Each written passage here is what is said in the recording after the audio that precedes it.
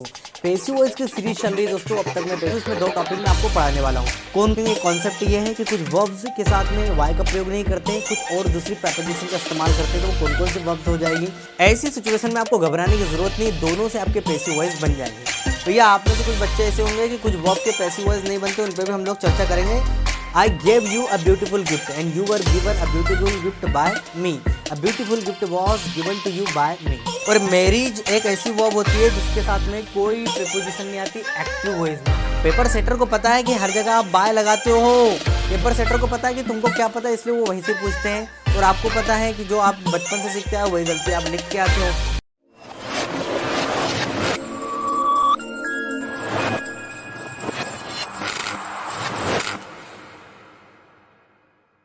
Hey very warm good evening to all of you. Once again welcome you to on my YouTube channel RDK English दोस्तों। पेसी voice की series चल रही है दोस्तों। अब तक मैं पेसी वॉइस पे 3 वीडियो ऑलरेडी अपलोड कर चुका हूँ। सबसे पहले इंट्रोडक्शन ऑफ पेसी वॉइस की बात की थी, जहाँ पर हम लोगों ने सीखा था पेसी वॉइस का इस्तेमाल क्यों होता है, थर्ड फॉर्म क्यों लगाते हैं, राइट। और 2 वीडियो अभी रिसेंटली मैंने डाले जहाँ पर मैंने टेंसेस के ऊपर बेस्ड तमाम प्रकार के पेसी वॉइस आपको मार्क किए हैं। अब बात हो रही है थोड़ी नॉलेज की बात हो जाए दोस्तों कि पेसी वॉइस में तरह तरह के सेंटेंसेस आते हैं, राइट। मैं आपको बताऊँगा तरह तरह के सेंटेंसेस, लेकिन अभी हम लोग चल रहे हैं स्टेप बाय स्टेप। मेरा एक ही उद्देश्य स्टेप बाय स्टेप ले जाना, ना कि सीधा जंप कर जाऊँ एक्सरसाइज पे या फटाफट सॉल्व करा दो, ऐसा नहीं करना है दोस्तों। आज का जो हमारा टॉपिक है बहुत ही इंटरेस्टिंग दोस्तों। इसमें 2 टॉपिक मैं आपको पढ़ाने वाला हूँ। कौन कौन सी वर्ब्स जो होती हैं वो अपने साथ में कोई प्रेपोजिशन, जैसे हम लोग तमाम प्रकार के सेंटेंस में बाय का प्रयोग करते हैं, तो कुछ वर्ब्स ऐसी होती है जहाँ पर बाय का प्रयोग नहीं होता है, कुछ और प्रेपोजिशन का प्रयोग होता है उन वर्ब्स के साथ, ठीक है ना।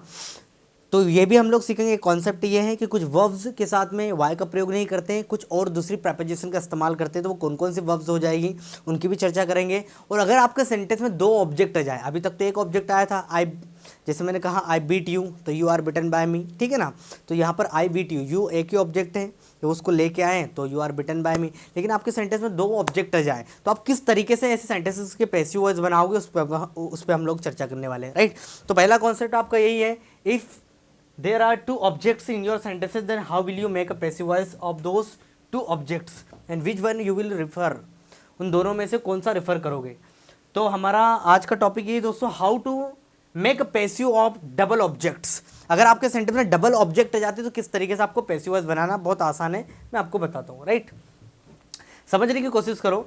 जनरली आपके सेंटेंस में अभी तक आपने एक ही अगर आपने अभी जनरली एक ही सेंटेंस देखा था और उसमें एक ही ऑब्जेक्ट देखा था, आपने ऑब्जेक्ट उठा के आगे ले आए और जो आगे था उसको पीछे कर दिया, राइट।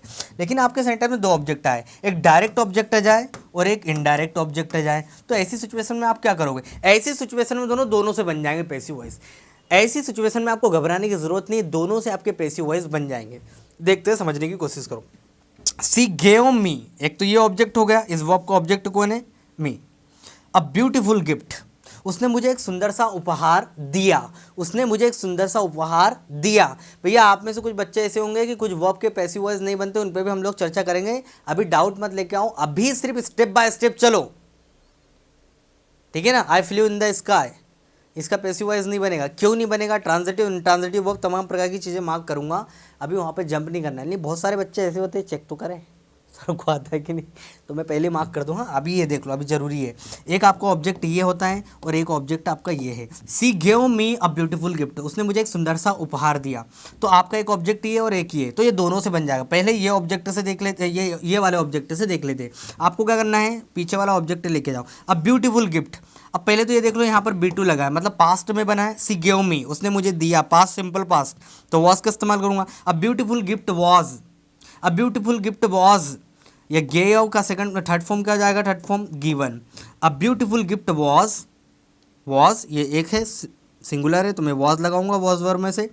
गेव का थर्ड फॉर्म गिवन। अब यहाँ पर आपको जिसको दिया गया उससे पहले टू का प्रयोग करना है, to me. A beautiful gift was given to me by her, एक सुंदर सा उपहार उसके द्वारा मुझे दिया गया, राइट।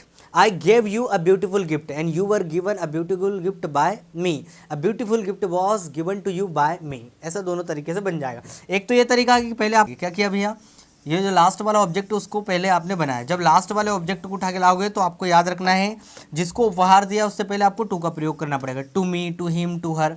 अब ब्यूटीफुल गिफ्ट ये आपका बन गया, आपका क्या बन गया, सब्जेक्ट बन गया, जिस पे काम हुआ, ठीक है ना। A beautiful gift was given to me, मुझे दिया गया, बाय हर। अब ये उठ के जाएगा तो क्या हो जाएगा, हर हो जाएगा। एक तो ये तरीका बनाने का।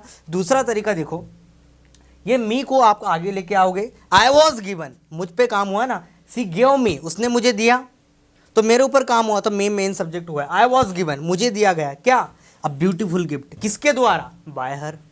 तो दोनों ऑब्जेक्ट से आप पैसिव वॉइस बना सकते हो, डरने की बात नहीं है। यदि दो ऑब्जेक्ट आते हैं आपके सेंटेंस में, दोनों से बन जाएंगे। बस याद रखें, अगर लास्ट वाले ऑब्जेक्ट से बना रहे हो तो जिसको दिया गया उससे पहले टू का प्रयोग करो। जैसे मी को दिया गया है तो टू मी आ जाएगा, है ना। और जब इधर इस तरीके से लेके आओ तो आई वॉज गिवन। कुछ और एग्जाम्पल देखो, ये उसमें प्रेफर, ये वाला एग्जाम्पल वैसा नहीं है लेकिन थोड़ा सा मिलता जुलता है। I will scold him tomorrow. अब टुमारो तो वैसे एडवर्ब ऑफ टाइम होता है जो ऑब्जेक्ट का काम करता है, लेकिन ऑब्जेक्ट नहीं होता है। आपको ऑब्जेक्ट कौन है मेन यहाँ पर, हिम। टाइम जब भी दिया रहना पीछे दोस्तों, तो टाइम को लास्ट में ही लिखना है, आगे पीछे कुछ नहीं करना है।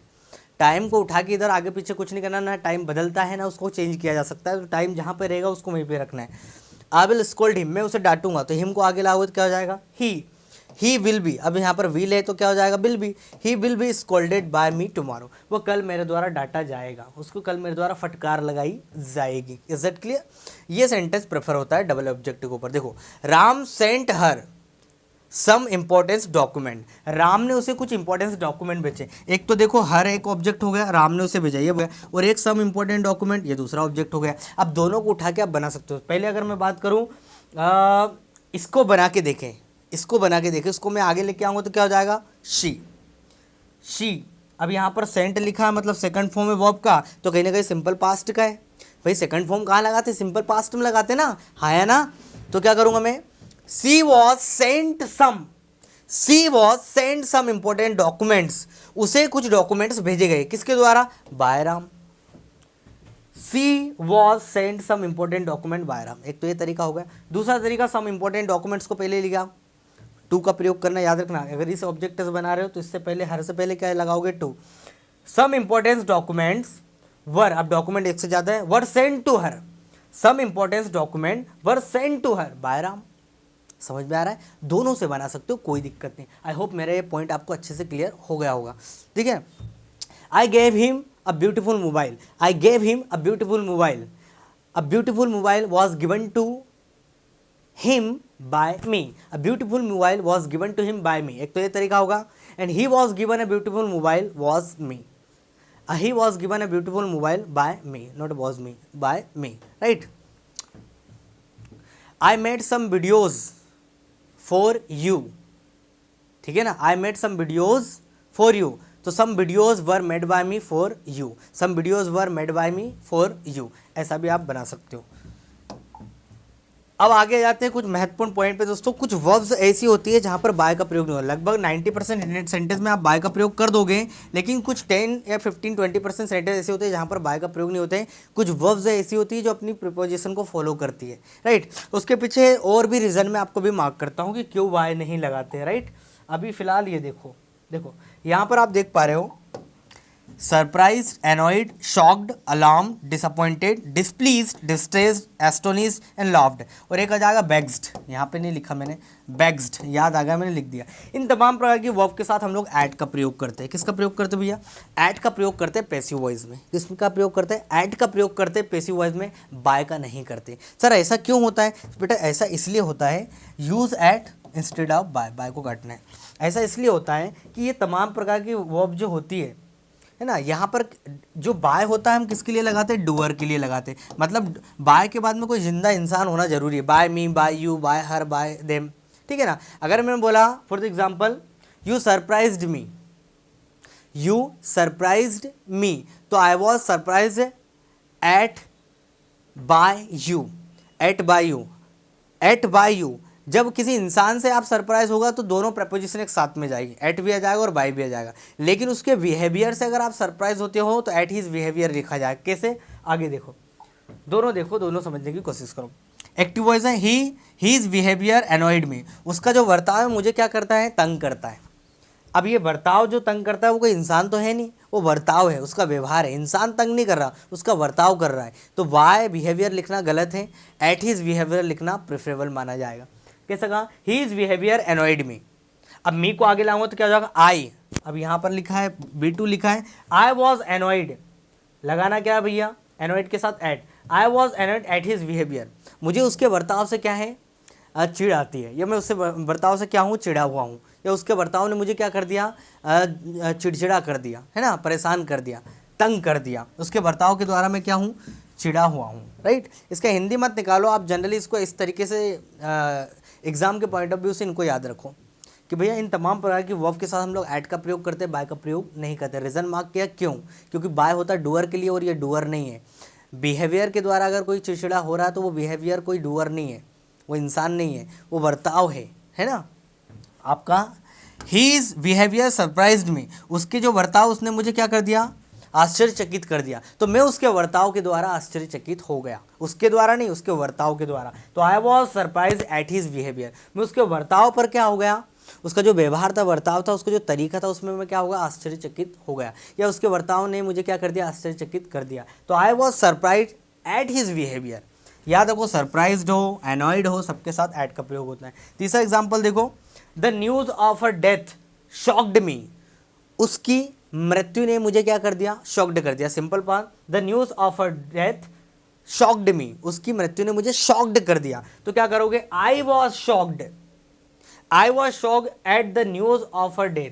अब एट द न्यूज़ ये क्या है भैया, एट द न्यूज़ कोई डूअर नहीं है, ये प्रीपोजिशन है और प्रीपोजिशन के बाद ये उसका ऑब्जेक्ट है। तो I was actually shocked at the news of a death, मैं उसकी मृत्यु से क्या हो गया भैया शॉक्ड हो गया, या उसकी मृत्यु ने मुझे क्या कर दिया शॉक्ड कर दिया। तो I was shocked at the news of his her death. Clear, point clear हुआ। तो यहाँ पर याद रखना विशेष तौर पे। आगे बढ़ते हैं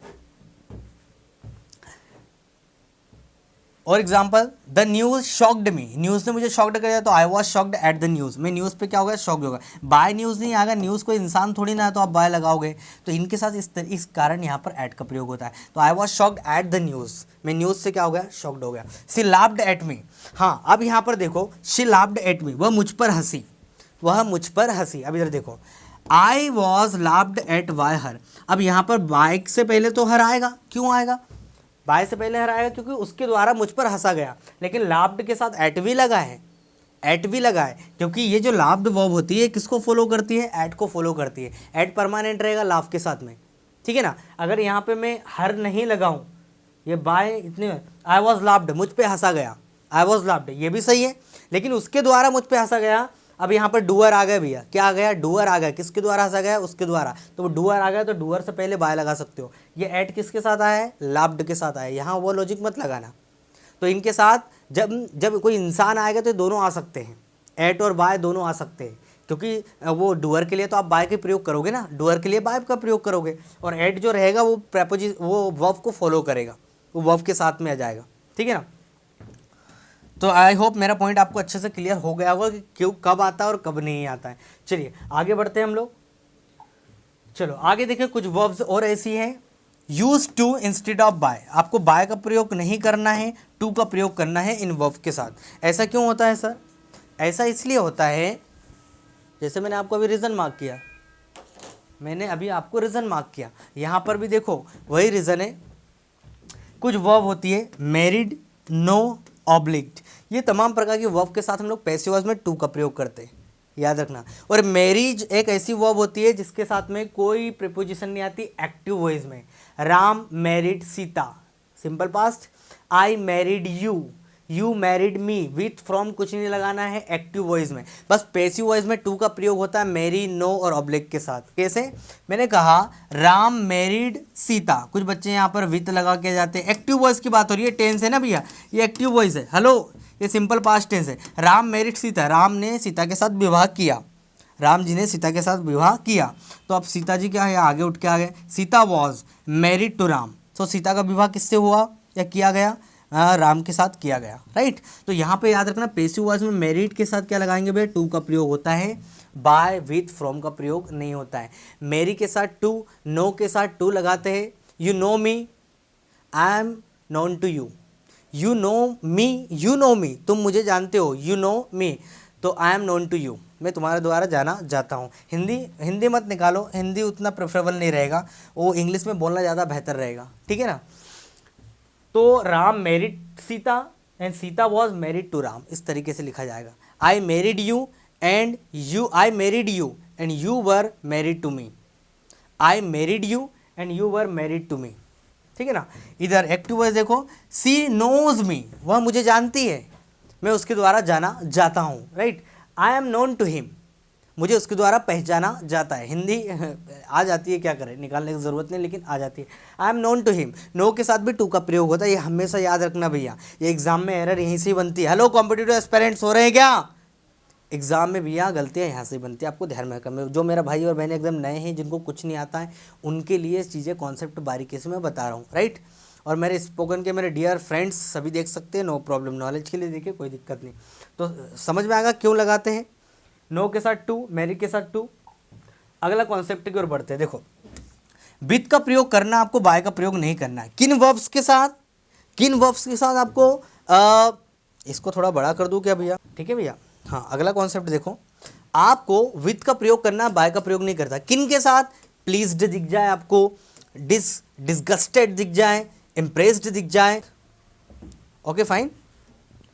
चलिए, तो आपको इसके साथ क्या लगाना है भैया, आपको इन शब्दों के साथ लगाना है भैया, विथ का प्रयोग करना है, वाय का प्रयोग नहीं करना है, ठीक है, वाय का प्रयोग नहीं करना है। चलिए आगे बढ़ते हैं।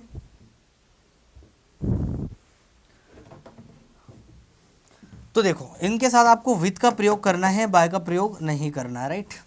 ओके, देखो मैंने कहा हर परफॉर्मेंस इम्प्रेस्ड अस, उसके परफॉर्मेंस से हमें क्या कर दिया, इम्प्रेस्ड कर लिया, उसके परफॉर्मेंस ने हमें इम्प्रेस्ड कर लिया। Her performance impressed us, B two लगा है, तो जब अस को मैं आगे लेके आऊँगा तो क्या हो जाएगा, बी, पास्ट में बना तो वर लगाऊंगा, we were impressed with her performance, not by her performance. ये कुछ फिक्स्ड वर्ब्स होती है, फिक्स्ड बोल सकते हो, प्रेपोजिशन बोल सकते हो, जो इन वर्ब को फॉलो करती है। इन वर्ब के साथ ये फिक्स्ड प्रेपोजिशन ही आती है। We were impressed with her performance, not by her performance. अगर यहाँ पर बाय लिखा हो भैया तो उसको आपको क्रॉस कर देना है, ड्रॉप कर देना है, आपको लगाना है क्या, विथ। कौन कौन सी verb, pleased, disgusted, impressed and charmed, ठीक है ना। इसको आप ड्रॉप भी कर दोगे, हालांकि ये नहीं आती, जो आती है ये तीन वर्ब्स आप याद रखो, ठीक है। इधर देख लेते हैं, the flattery office assistant disgusted him, जो उसके असिस्टेंट की जो फ्लैटरी है, चापलूसी, उसने क्या कर दिया, डिस्गस्टेड कर दिया। एक प्रकार से उसमें डिस्गस्टेड का मतलब होता है एक प्रकार से गंदा लगना, एक प्रकार से कोई चीज़ गंदी फील होना है, गंदी लगना, सब मैश कर देना, खिचड़ी बना देना, गुड़ गोबर कर देना बोलते ना।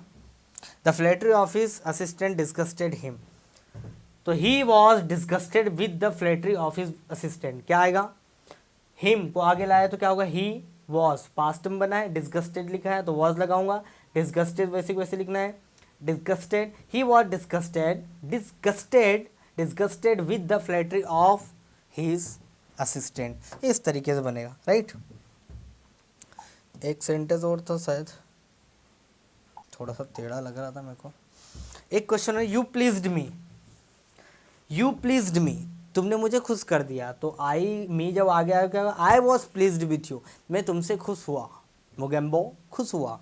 आई was pleased with you, not by you, at you, from you, कुछ नहीं, बस विथ लगाना है और कुछ नहीं करना है। इस जेड के लिए मेरा पॉइंट क्लियर होगा भैया। ये इंपॉर्टेंट डॉक्यूमेंट इसलिए धीरे चल रहा हूँ मैं, यहाँ पर प्रैक्टिस नहीं, यहाँ पर सिर्फ आपको समझना है। क्या करना भैया, समझना है, ये आते एग्जाम में, उनको पेपर सेटर को पता है, बाय बाय तो लगाते हो हर जगह, पेपर सेटर को पता है कि हर जगह आप बाय लगाते हो, ये बचपन से आप बाय बाय करते आते हो, उनको पता है, इनको जो पता है वहीं से मैं पूछता हूँ, इनको पता है, इनको क्या है, पेपर सेटर को पता है कि तुमको क्या पता है, इसलिए वो वहीं से पूछते हैं, और आपको पता है कि जो आप बचपन से सीखते हैं वही गलती आप लिख के आते हो, तो ये बातें विशेष तौर पर आपको ध्यान में रखना है। चलिए आगे बढ़ते हैं।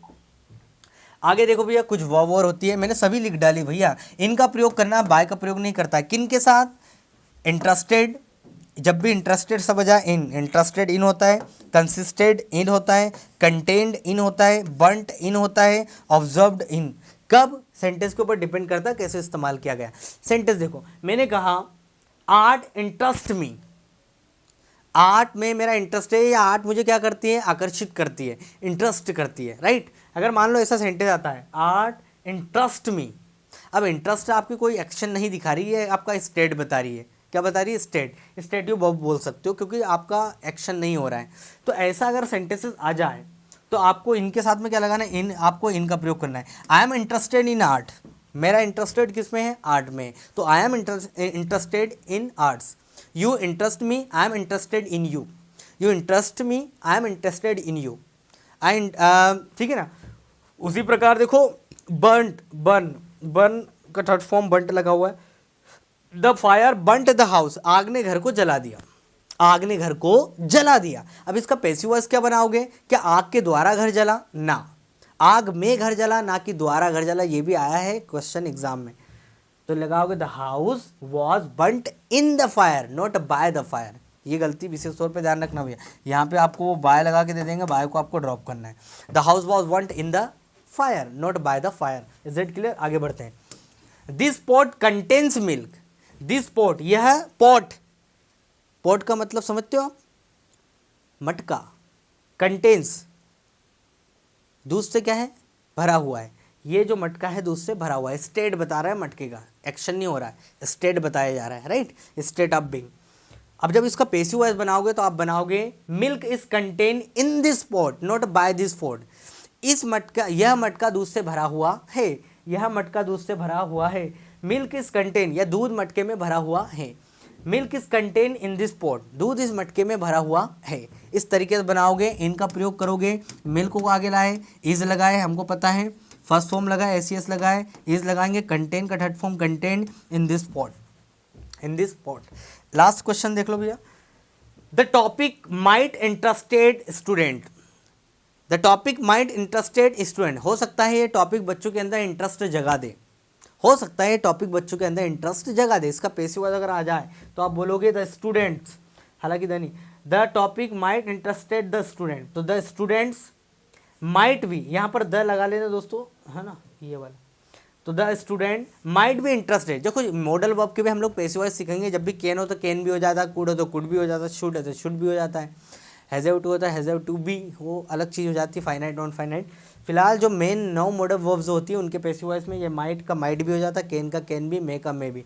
तो this topic might be interested, the student might be interested in this topic, ऐसा बनेगा। The topic might interested the student and the student might be interested in this topic, है ना। इस तरीके से भैया याद रखना, इनके साथ हमेशा किसका प्रयोग होता है? इनका प्रयोग होता है, बाय का प्रयोग नहीं होता है। तो this was all about some concept that I made you inculcate, right? I try to make you inculcate actually, right? आपको कोई भी डाउट है इससे related, you can drop your comments in the comment box. तब तक के लिए दोस्तों कीप प्रैक्टिसिंग, हैव फन। जय हिंद एवरीवन। अगर आपको वीडियो जरा भी पसंद आया तो लाइक करें, सब्सक्राइब करें and don't forget to click on the bell icon, ताकि रोज आने वाली वीडियो की नोटिफिकेशन आपको बिल्कुल समय पे दोस्तों मिल जाए। जय हिंद।